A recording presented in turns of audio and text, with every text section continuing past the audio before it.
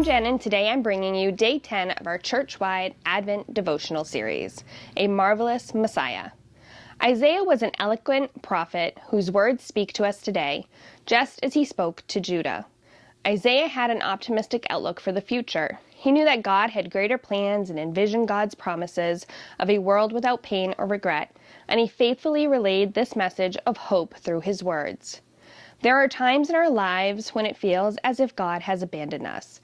We find ourselves in difficult situations and get caught up in spiritual slump. What once felt like a time of perfect peace crumbles to chaos as we wonder if he even hears our cries or cares about our hurt. However, Isaiah offers a message of hope. Trust God with the future and everything will fall into place. God acts in perfect faithfulness and works in perfect timing. He has planned marvelous things for our lives, although we can only see each piece of his plan revealed in real time. We don't know what things he has in store for our future, and when we get caught up in trying to control what he has already planned for us, we create a mess.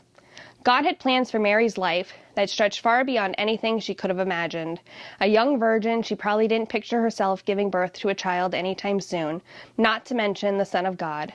However, Mary accepted God's plans for her life and faithfully followed the path he had planned for her.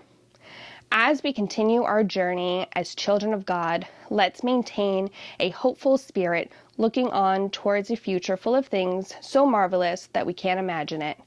God works every day in our lives and holds our past, present, and future in his hands. Let it go, let it be, and let God work. God is constantly working to reveal his marvelous plans for our lives, and we must trust in his perfect timing.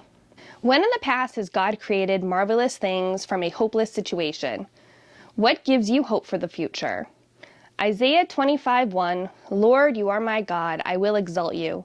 I will praise your name, for you have accomplished wonders, plans formed long ago with perfect faithfulness.